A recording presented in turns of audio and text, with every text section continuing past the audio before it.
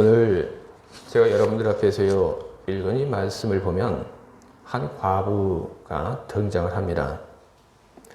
그 과부는 가난했습니다. 생활비라고는 2렙돈이 전부였습니다. 렙돈이라고 하는 것은 이 유대의 동전입니다. 2렙돈이면 1렙돈짜리 동전 2개입니다. 로마 화폐인 이 고드란트로 환산을 하게 되면 2렙돈은 1고드란트입니다. 2렙돈 1고드란트, 이거 사실 얼마 안 됩니다. 우리가 아는 것처럼 노동자 하루 품삯이 당시에 1데나리온입니다. 데나리온이라고 하는 이 말 역시 화폐 단위인데 로마 화폐 단위입니다.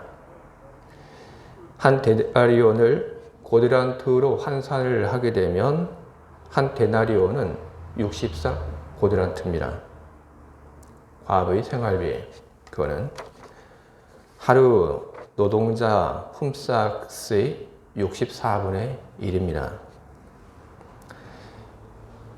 당시에는 물가가 지금과는 많이 달랐기 때문에 이 2렙돈으로 살 수 있는 것이 좀 꽤 되지 않을까 그런 생각을 하겠지만, 당시에 2렙돈으로 살 수 있는 것 그다지 많지 않았습니다.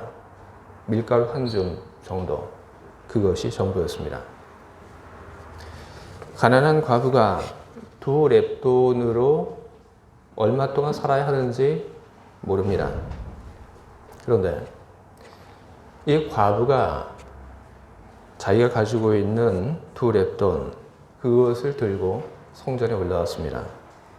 그리고 2렙돈을 가지고 성전에 올라왔던 이 가난한 과부는 그녀의 전 재산을 헌금을 하게 됩니다.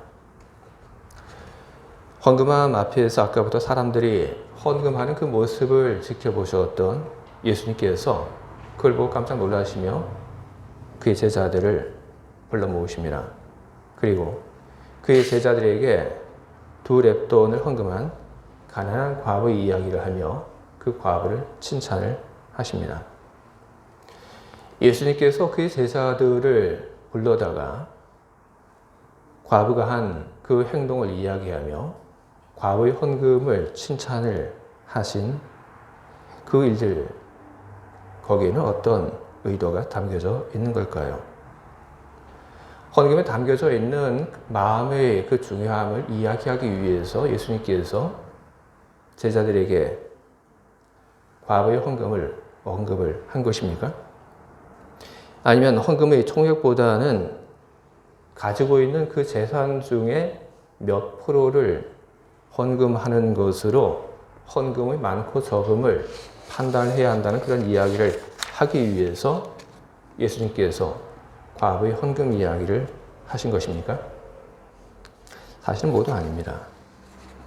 부자의 헌금도 귀하고, 그리고 가난한 과부의 헌금도 귀합니다. 부자라고 해서 다 나쁜 사람이라고 하는 그것은 아주 잘못된 편견입니다. 헌금함에 돈을 넣는 부자들, 이 부자들은 예수님께서 직전에 말씀하신 마가복음 12장 40절에 있는 말씀의 사람들과는 전혀 다른 사람들입니다. 마가복음 12장 40절에서 예수님께서는 이렇게 말씀하셨습니다. 그들은 과부의 가산을 삼키며 외식으로 길게 기도하는 자들이다. 예수님께서 비난하셨던 사람들과 성전에 올라와서 헌금을 한 사람, 이 사람들은 전혀 별개의 사람입니다. 성전에 올라와서 큰 돈을 헌금을 한 부자들, 그들 역시 좋은 마음으로 헌금을 했습니다. 그런데 예수님께서 과부의 헌금만을 콕 집어 이야기한 건 뭘까요? 그 이유를 말하기 위해서 우리는 과부의 그 헌금에 대한 그 칭찬하는 말을 누구에게 했는지를 우리는 주목을 해봐야 합니다. 예수님께서는 헌금을 한 그 과부를 불러다가 그 과부를 칭찬하지 않았습니다. 그렇다고 해서 성전에 있는 사람들 그 앞에 예수님께서 나가셔서 사람들에게 여러분 여기 좀 보십시오 하고 사람들 앞에서 헌금을 한 그 과부를 칭찬한 것도 아닙니다. 예수님께서는 그저 자신의 그 제자를 불러서 과부의 헌금을 이야기하고 그리고 과부의 헌금에 대한 칭찬을 한 것입니다. 예수님께서 하신 행동들 그리고 예수님께서 하신 그 말씀 거기에 담겨져 있는 뜻은 분명합니다.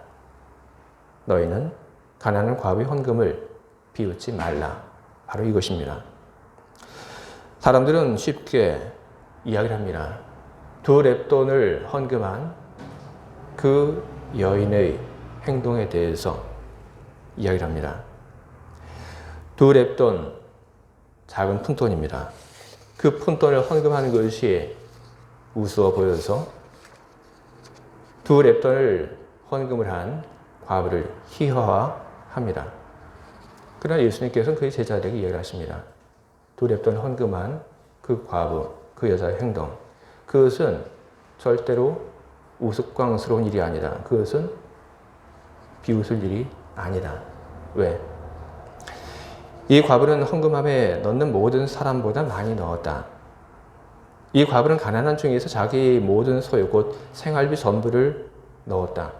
바로 그것이 예수님께서 이 과부의 헌금에 대해서 비웃지 말아야 한다는 이유로 말씀하신 것들입니다. 가난한 과부의 생활비가 단 2렙돈이었다고 하는 것을 알면 그러면 쉽게 그녀의 헌금에 대해서 비웃을 수가 없습니다. 그러면 그것을 모르면 그 여인의 헌금에 대해서 그리고 그 사람에 대해서 비웃어도 괜찮을까요? 가난한 과부가 헌금을 했는데 그 과부의 전 재산이 2렙돈이라고 하는 것을 안다고 해도 어떤 사람들은 그 과부를 비난을 합니다. 가지고 있던 생활비 모두를 헌금한 이 여자는 앞으로 어떻게 살아야 할까요? 2렙돈이 있다고 한다면 2렙돈을 가지고 한 줌 밀가루를 살 수 있습니다. 그리고 그 밀가루를 가지고 물로 반죽을 해서 빵을 구워서 먹을 수가 있습니다. 그러나 모든 생활비를 헌금한 과부는 이제 그럴 수 없습니다. 당시에 빈자 9일소가 있어서 거기서 무료로 빵을 나눠주기는 했지만 가난한 사람들이 많아서 그래서 몇 끼니마다 무료로 빵을 나눠 받을 수 있었던 것도 아닙니다. 사정이 이렇다 보니까 가난한 과부가 가지고 있던 생활비 전부가 2렙돈밖에 되지 않았다고 하는 것을 아는 사람이라고 해도 2렙돈을 헌금한 그 과부에 대해서 비웃는 사람들이 나오게 됩니다. 무심하다, 한심하다. 예수님께서 가난한 과부의 헌금에 대해서 하신 말씀들, 그리고 가난한 과부의 헌금에 대해서 예수님께서 보여주신 그 태도들, 우리는 예수님의 그 말씀과 태도 속에서 우리는 무엇을 배우고 있습니까? 우리는 무엇을 배워야 하는 것입니까? 그것은 분명합니다. 우리는 다른 사람의 인생을 비웃지 말아야 하는 것입니다. 헌금만의 문제가 아닙니다. 우리는 다른 사람들을 비웃는 경우를 우리는 자주 마주하게 됩니다.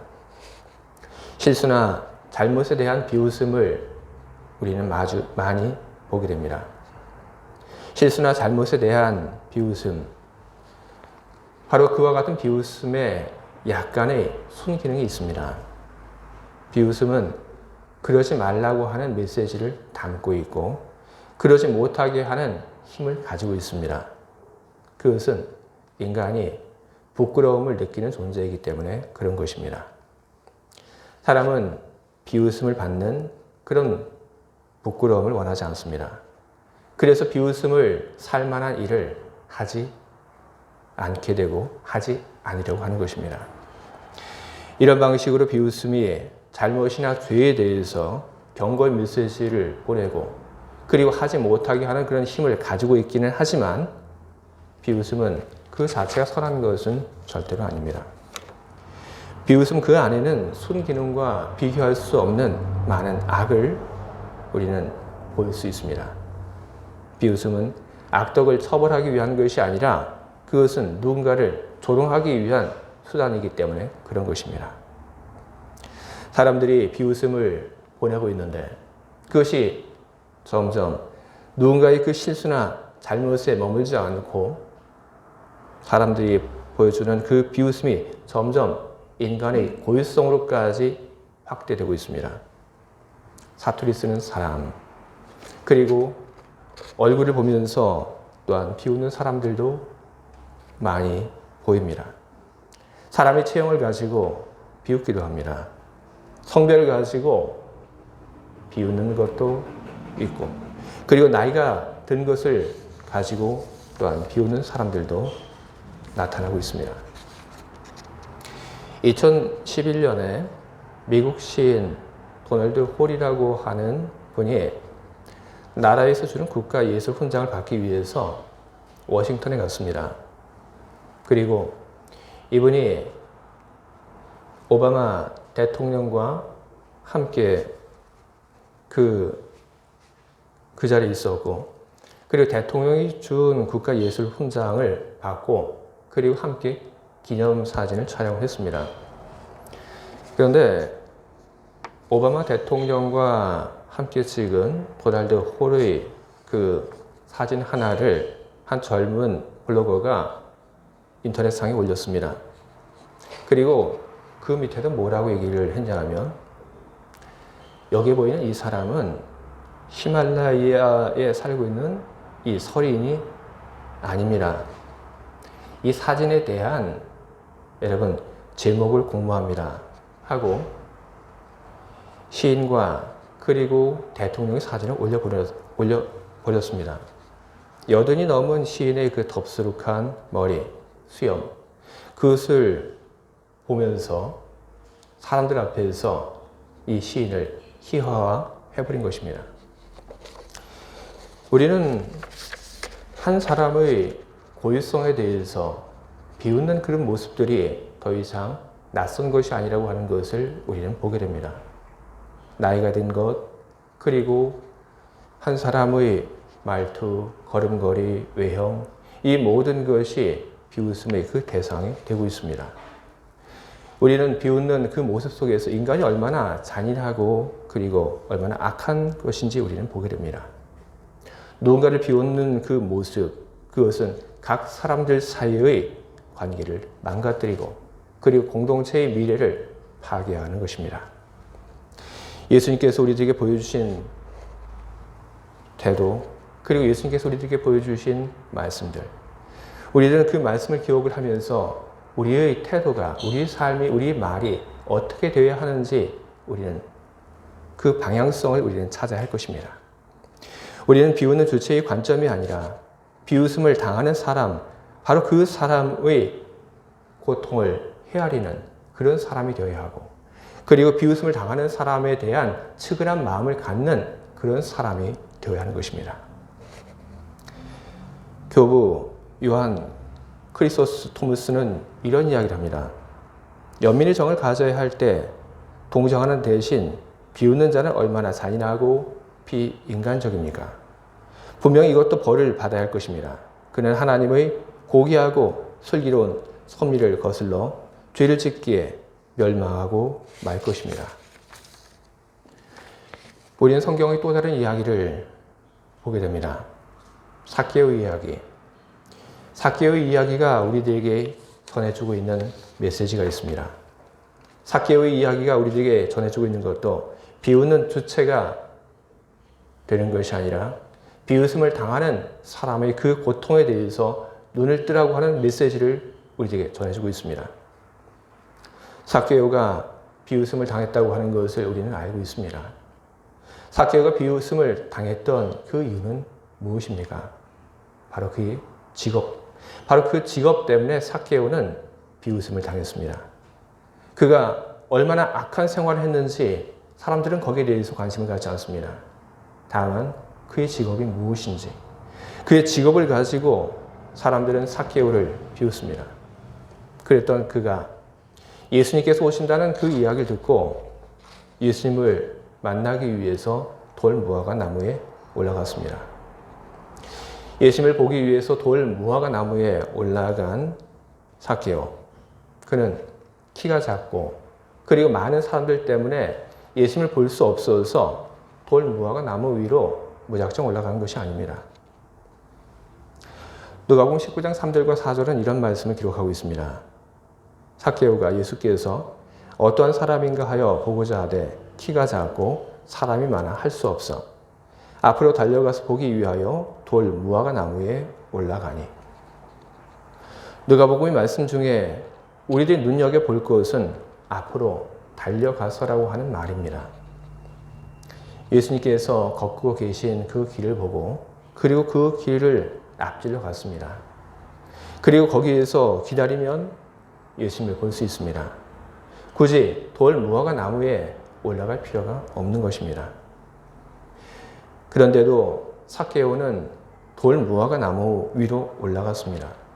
그것은 자신이 비웃음을 당하는 사람이라고 하는 것을 알고 있었기 때문에 취한 행동인 것입니다. 예수님 가까이, 다른 사람들 가까이 있어서는 안 되는 사람이라고, 나는 떨어져 있어야 하는 사람이라고 그가 생각을 했기 때문에 삭개오는 사람들과 함께 있지 않고 나무 위로 올라갔던 것입니다.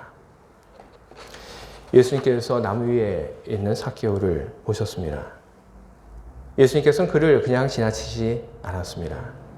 그리고 나무 위에 올라가 있는 삭개오를 바라보며 대중들 앞에서 삭개오를 희화화하지도 않았습니다. 예수님께서는 삭개오 그 안에 있는 선한 빛을 찾아내셨습니다. 그래서 예수님께서 삭개오에게 말씀을 하십니다. 삭개오야, 속히 내려와라. 내가 오늘 내 집에서 유하여야 하겠다. 삭개오는 예수님을 그의 집으로 모십니다.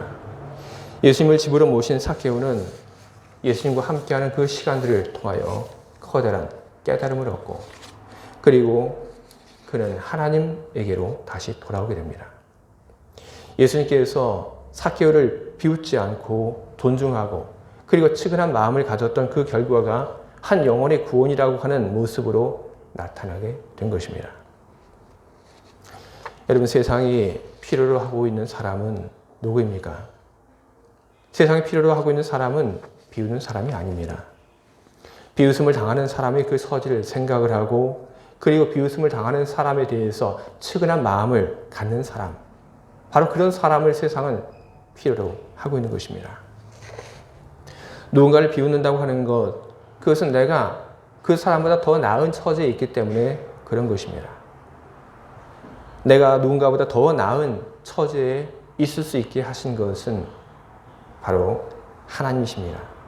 하나님께서 나에게 더 많은 것을 갖게 하셨기 때문에, 그래서 우리는 다른 사람들보다 더 많은 것을 갖고 더 많은 것을 배우고 알고 있는 것입니다. 그런데 하나님께서 우리에게 주신 것을 가지고 남을 비웃는다면 우리는 하나님의 선하게 주신 것을 가지고 악하게 사용하는 삶을 살게 되는 것입니다. 주에 사랑하는 교회 여러분, 서로를 존중하며 살아갈 수 있길 바랍니다. 하나님의 나라는 결코 멀리 있지 않습니다. 서로를 존중하며 사는 속에 하나님의 나라가 가까이 옵니다.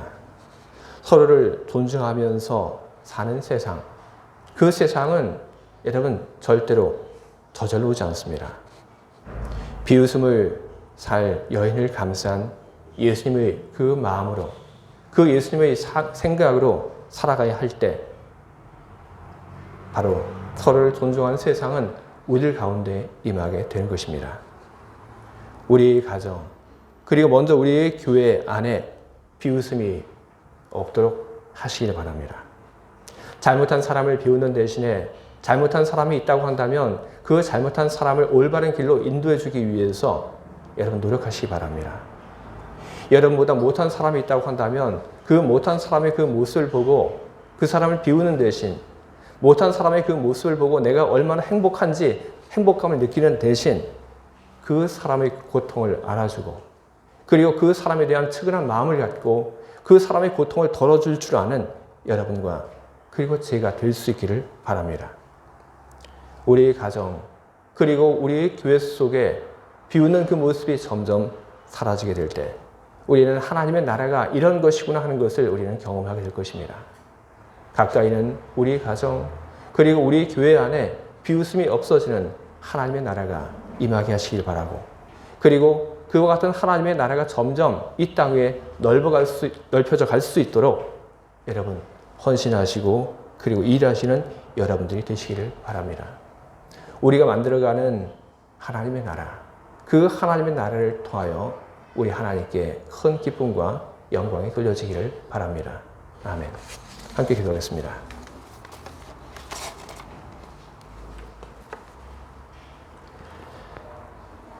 주님, 많은 사람들이 큰 돈을 가지고 헌금을 하였습니다.